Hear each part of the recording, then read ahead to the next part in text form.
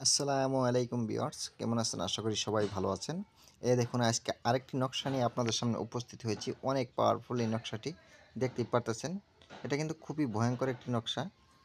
আর হ্যাঁ, এই কাজগুলো কিন্তু আপনারা খুব সতর্কর সহিত করবেন, না হলে কিন্তু ক্ষতি হয়ে যাবে। কারণ খুবই পাওয়ারফুল, বুঝতেই পারতেছেন। 18 ঘন্টায় মানুষকে আনার উপায়। ঠিক আছে, যে কোনো মানুষকে যদি দেখেন যে আপনার কোনো গোলাম বা আপনার কোনো প্রেমিক বা প্রেমিকা চলে গেছে অনেক দূরে আপনাকে ছেড়ে, তাকে আবার ফিরিয়ে আনতে পারবেন। 18 ঘন্টার ভিতরে ফিরিয়ে আনতে পারবেন। তাহলে বুঝতেই পারতেছেন কতটুকু পাওয়ারফুল একটি জিনিস। এই জিনিসগুলো কিন্তু খুবই সতর্কর সহিত করা লাগবে। কারণ এটাই যদি দূরে থাকে, আপনি যদি এটা করেন, তাহলে হয়তো বা তার ক্ষতি হয়ে যেতে পারে। ঠিক আছে, তার জন্যই খুব আর কি খেয়াল করে কাজগুলো করবেন। আমি এই নকশাটি ভালো করে দেখাচ্ছি, আপনারা ধৈর্য সহকারে ভালো করে দেখে নেন। আর কিভাবে করবেন না করবেন সব কিছু আমি যেটা আপনাকে বলবো, ধৈর্য সহকারে দেখতে থাকুন। আর হ্যাঁ, আপনারা যদি নতুন হয়ে থাকেন তাহলে অবশ্যই আমার এই চ্যানেলটি সাবস্ক্রাইব করে এই চ্যানেলের সাথে থাকুন। অনেক কিছুই জানতে পারবেন এবং কি শিখতে পারবেন। আর এই চ্যানেলটি যদি আপনাদের ভালো লেগে থাকে তাহলে অবশ্যই লাইক, কমেন্ট আর একটা শেয়ার করে দিবেন। দেখুন, এই নকশাটি আমি দেখাচ্ছি। এটা হচ্ছে 18 ঘন্টায় মানুষকে আপনার কাছে আনার জন্য এই নকশাটি। 18 ঘন্টার ভিতরেই কিন্তু মানুষকে আপনার কাছে আনতে পারবেন।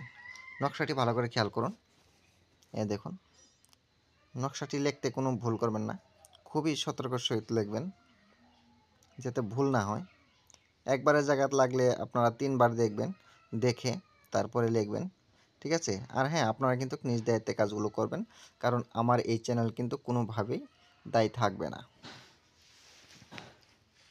দেখুন, এই যে এরকম হবে। এই নকশাটি ভালো করে খেয়াল করুন। আমি অল্প ছোটো করে দিচ্ছি, লাগলে আপনারা স্ক্রিনশট মেরে নেন। এই দেখুন, এখন আপনারা স্ক্রিনশট মেরে নিতে পারেন।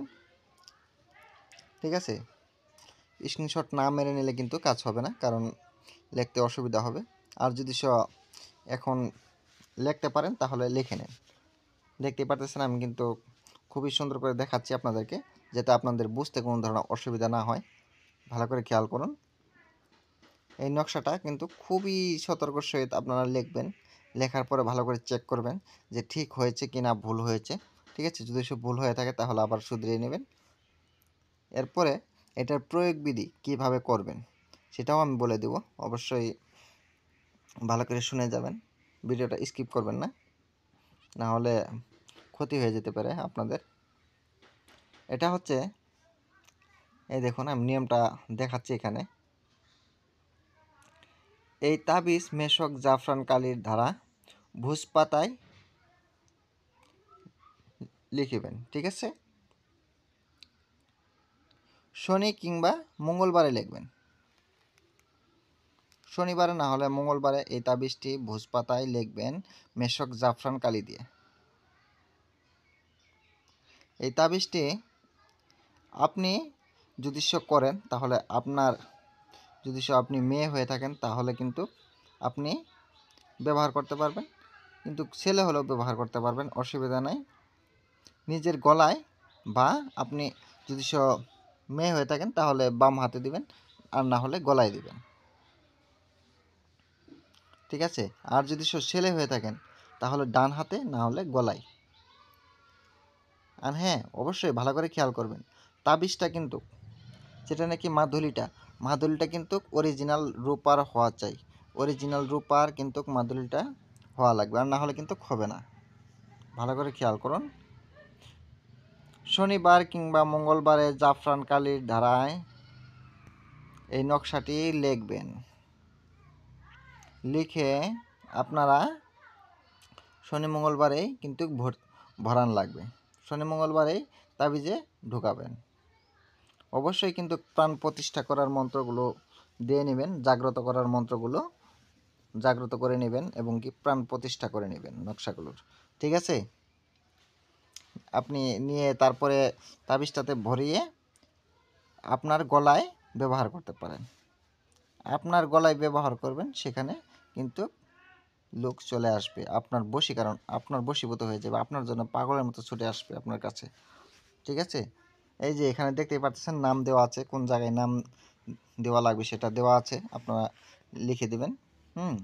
যদি সে কোনো মেয়ের জন্য করেন তাহলে মেয়ের নাম এবং তার নিচে দিবেন তার মার নাম, তার নিচে দিবেন আপনার নাম, আর আপনি যদি ছেলে হয়ে থাকেন তাহলে আপনার নাম দিবেন, আপনার বাবার নাম দিবেন। ঠিক আছে? এভাবে দিবেন, এতে হয়ে যাবে।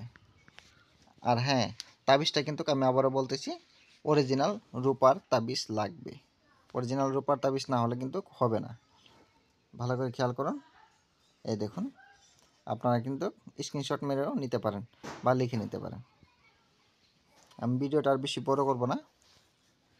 আপনারা সবাই দোয়া করবেন আমার জন্য, যাতে আমি ভালো কিছু দিতে পারি, আপনাদের উপকারে আসে। সবাই ভালো থাকেন, সুস্থ থাকেন। খুদা হাফেজ।